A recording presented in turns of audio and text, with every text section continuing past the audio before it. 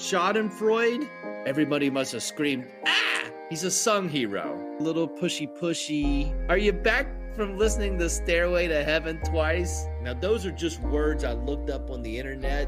Unreasonable Down, a podcast about West Virginia University basketball, starts now. Hello, from the studio in Nitro, West Virginia. This is Unreasonable Down. It's a podcast about West Virginia University basketball. I'm Josh Witt, not talking about the Drake album. I'm an older person. I feel like Drake's close to my age. His new album is called For All the Dogs, and that feels right for me personally because you know how like dog whistles, only dogs can hear them? I feel the same way with the album. It's not for me. It could be for you, and that's fantastic. It's not what we're here to talk about. Domino effect is what we're here to talk about. Lots of domino effects. Lots of dominoes have fell in the last 12 months in relation to WVU basketball. And another one dropped here recently. I don't know what that leads to, but a big one happened in October of last year, and it wasn't in Morgantown. And you can call it a domino. You can call it a butterfly effect. That was a movie. Chain reaction. That's got to be the name of a movie. Pick one of those. Maybe all of those apply. Steve Masiello. You know that guy? He was the head coach of the Manhattan Jaspers. Jaspers? Hard J. If Steve Masiello doesn't get fired 1 year ago, then Jose Perez, preseason MEAC Player of the Year in 2022, plays his final year of eligibility at Manhattan. He would have done that last season, and then he moves on. He's out of eligibility, and he goes on with the rest of his life doing whatever he does, probably never gets in the WVU orbit. Steve Masiello, 3 winning seasons in his 11 years as head coach of the not the Jaspers, the Jaspers. If he doesn't get fired 2 weeks before the start of last basketball season, so not a great coach, but you don't get fired for being a bad coach in October, except for Steve Masiello, because according to then athletic director Marianne Riley, I'm going to quote this quote, as we look to building successful teams for the future, and with the signing period approaching, we determined that it is time to begin rebuilding from the top down, end quote. So that decision was made not like, hey, we're not playing basketball and we've got a long time to kind of maybe, if we have this feeling about the coach, make the change in, March or April, and then 6 months later you play basketball. Nope. They all of a sudden, 2 weeks before 2 weeks before the season starts, with one Manhattan player being the conference player of the year preseason, high hopes for the Manhattan Jaspers. This AD says because the signing period is approaching, we got to fix things and we're going to go top down. All right. So if that doesn't happen, then Omar Silverio, he plays his final year of eligibility in Manhattan. So Jose and Omar, they finished their college careers in Manhattan with the Jaspers. And we, unless Manhattan plays WVU in a postseason tournament, that's it. It doesn't cross our path. It doesn't, all the weird stuff that's happened with those two particularly, that doesn't happen. And by weird, I'm being generous there. It's been pretty rough for both gentlemen. I'm not saying who's the cause of that. That is those guys would know better, but they don't go to Morgantown. They don't end up in our orbit. I don't talk about them on a very small domino, talk about these scenarios on a podcast.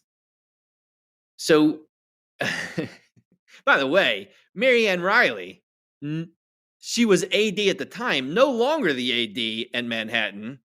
She stepped down in June of this year, right before the good old NCAA in Manhattan with 2 years of probation due to lack of compliance with eligibility and recruitment for 30 plus players in 6 different sports, most of it in softball. But she's not there anymore. Now, does her firing Steve Masiello have anything to do with her getting out of town before the NCAA comes down? I don't know. Technically not a domino, but it did drop. That domino dropped Marianne Riley not in that job. If Steve Masiello doesn't get fired in October of 2022, then Jose Perez doesn't hit the transfer portal, doesn't come to WVU, doesn't help recruit Omar to WVU. And then, as I mentioned earlier, Omar gets the ultimate red card from the NCAA saying, not only are you not playing for WVU this season, we've determined you're out of eligibility, bud. Best of luck in your future endeavors. That doesn't happen if Steve coaches for Manhattan in 2022, 2023. It doesn't happen. It throws everything I've talked about out the window, other than Marianne Riley losing her job or stepping away from her job. But think about this. If Steve Masiello doesn't get fired, Jose doesn't help recruit good friend Cook. So I would argue, Jose Perez has been the host for pretty much everybody that's come in through the transfer portal. So I would say his role has varied. He has a piece of the pie in all of the transfer portal guys that came in. Bigger piece of the pie, I would argue, for Omar and for Cook, because they're really good friends. And Cook, not a good kept secret of him transferring from Providence via Georgetown to WVU. I don't think that happens if Jose Perez is not in Morgantown, and that doesn't happen established if Steve Masiello didn't get fired 2 weeks before the start of the college basketball season last year. And listen, if Steve Masiello doesn't get fired, then Jose doesn't get his waiver denied to play last season at WVU. And that's a what if. What if Perez plays in the Big 12 schedule? Does that give West Virginia more wins? Does it affect chemistry? I don't know. We'll never know. I would think a preseason player of the year, even if it's in a mid-major conference, could bring some positives to a team that had a pretty good year last year. But let's not get into that. He doesn't get his waiver denied. He doesn't enter to the transfer portal again before playing a minute for WVU after Bob Huggins opened the portal with what he did. Jose Perez doesn't return to WVU. Jose Perez doesn't make me think that we'll have another Teddy Allen type experience. Like, without watching him play 1 minute of WVU basketball, he gave off Teddy Allen 2.0, like mature Teddy Allen. Like we got the freshman Teddy Allen. This was last year of eligibility Jose Perez that we were going to get, but the scouting report on Jose Perez, he gets the ball in the basket. Not a great shooter, he just knows how to score. Who does that sound like? Who did that in his freshman year in Morgantown? And that's another what if. What if Teddy Allen did not, and that is a big what if, Teddy Allen not finishing his career at WVU. He had plenty of places he had to go. And I enjoyed the Teddy Allen one season. I wish Teddy Allen truly the best in his future endeavors. If somebody says to me, Josh, there's another guy who's going to make you think about Teddy Allen that's going to play for WVU, I perk up. That's exciting for me. Not for everyone. Exciting for me. But I don't think about any of that, Jose Perez doesn't get dismissed by Josh Eilert a little over a month before this season starts. Why was he dismissed? Well, Josh Eilert, his exact quote was, "We wish Jose the best in his future endeavors." Like he got hit with that. So read into that what you will. The reporting is that it was due to, in part or in whole, an academic issue. It's probably not just that one thing. And by academic issue, the one known quantity we have is that Jose Perez wasn't going to study hall. And while Josh Eilert did not address that specifically, he did say in his most recent press conference that there were a list of non-negotiables that every player had to take care of. And you can infer from that Jose Perez was not doing one of the things that was non-negotiable. Maybe study hall, maybe more than that. Who's to say? Maybe we'll find out in the future. We probably won't. None of that happens if 162 wins and 177 losses in his 11 seasons in Manhattan, Steve Masiello doesn't get fired last October. This whole segment doesn't exist if Steve Masiello, I can't imagine anything recorded has had the word Steve Masiello said this many times in 10 to 15 minutes. None of this would have happened, and probably for the better, if he wasn't a mediocre head coach for Manhattan. So thanks, Steve.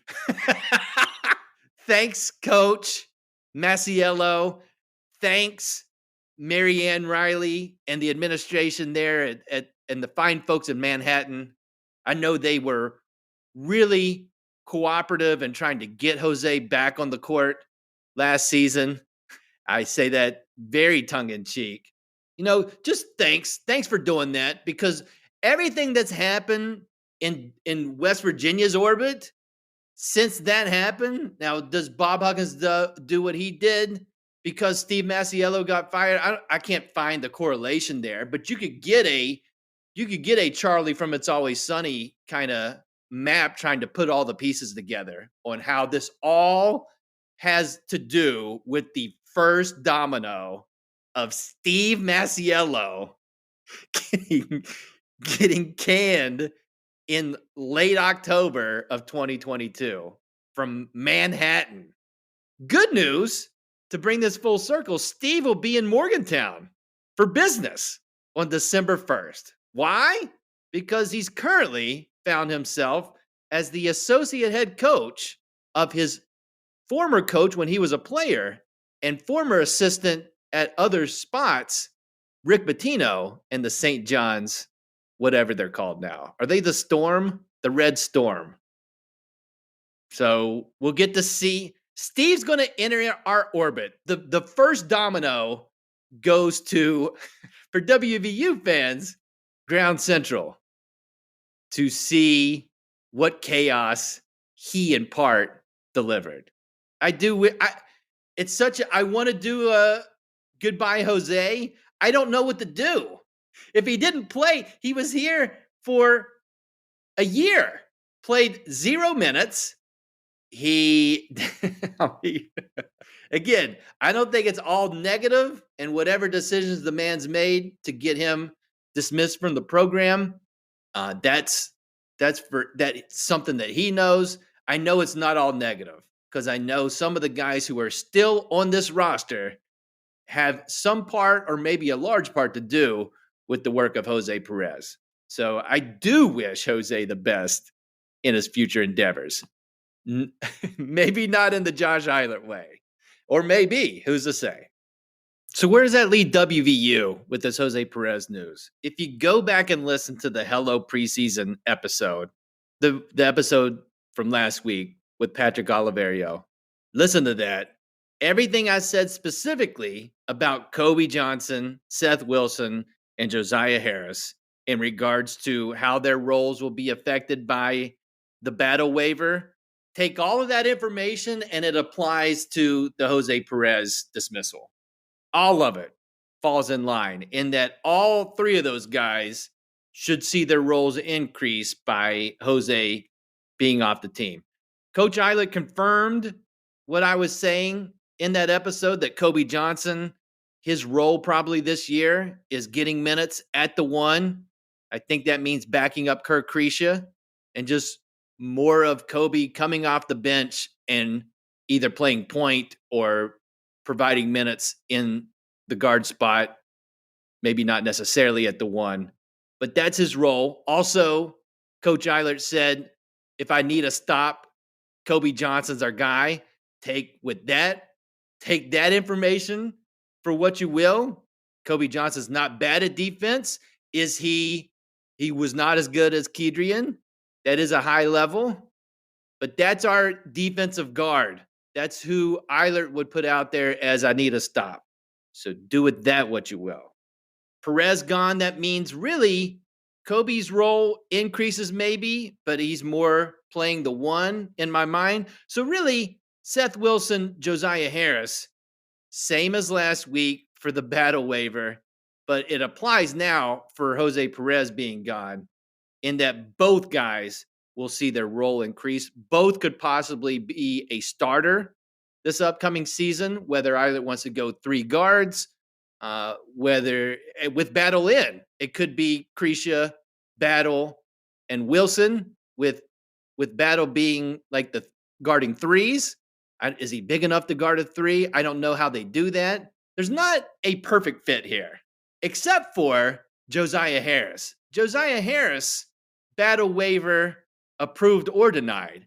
If he can take a step up, I think he has the most increase in role based on this news with Perez, because it's the one guy you can see naturally fitting at the three, where he totally makes sense. He can guard bigger guys and he can play the three. He can be that swing guy.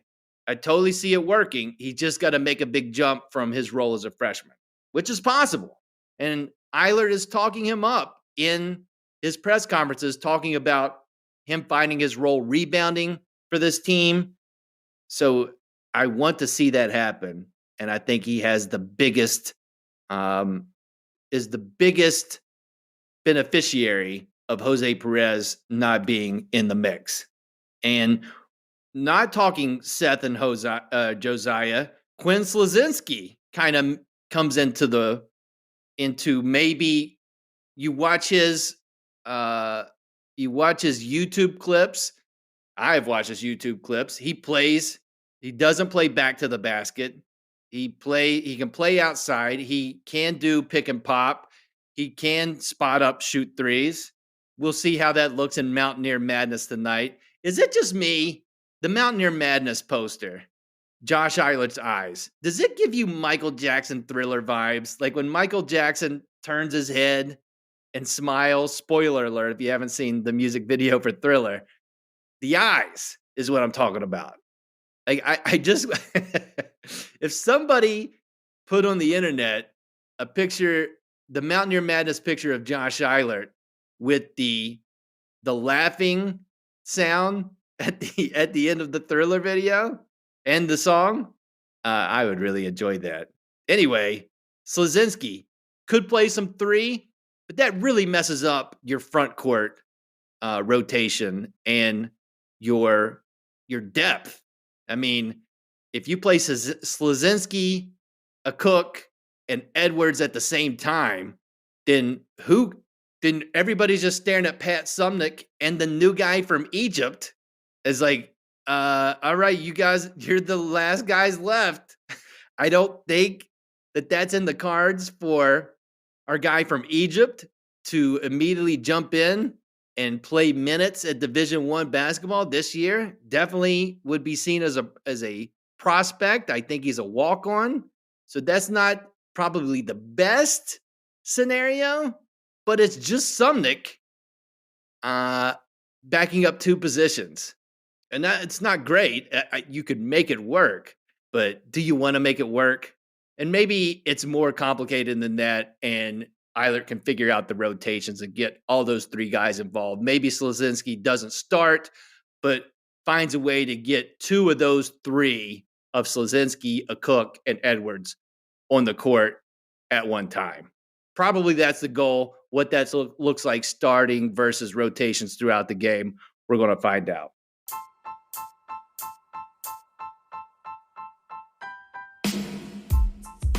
Read up on WVU sports by going to smokingmusket.com. This podcast is under the Smoking Musket umbrella. Follow Smoking Musket on X at Smoking Musket. Listen to another Smoking Musket podcast, West by Pod, Jordan and Joel talking about WVU football. The team's riding high, 4-1 going into a bye week. Houston up next. Is there any real stakes in that one? Any WVU relation as far as who's at Houston? I'm not sure, but they can tell you. Check it all out. Smoking Musket. You got to believe, back to dominoes. This Perez news takes the biggest domino left to fall, which is the battle waiver, and makes it bigger. Like, we are just like whatever comparison you want to make, times 10, times 20 model car to the actual car, Matchbox car to real life, however you want to do it. There's so many car comparisons, right? How this jumps up the importance of the battle waiver. And I would argue for anybody to be waiting on an eligibility question that's on this roster, and it's just a matter of will they play this season or not. I think more than Cretia, and I think more than Edwards, Battle is the biggest domino that there could be, in that he is a scorer. He's not relying on pick and roll or somebody feeding him the ball. I think the Mountaineers could make it work. Lord, they've done it under Huggins for many years without a true point guard. So it's something where it's not ideal, but very rarely has WVU had this true point guard like Cretia's coming in as far as pass first. Who's the guy when the shot clock's down or when the game's on the line that's going to try to get you a shot? The get a bucket guy could have been Perez. He's gone. And so really, to me, and we'll know as the season progresses, and maybe guys can step into that role, but just on paper, it looks like Battle's the guy. That's our get a bucket at the end of the shot clock. And we don't know if he's eligible to play this season. So that's not great. The countdown is on. We're about a month away from basketball tipping off, basketball that counts.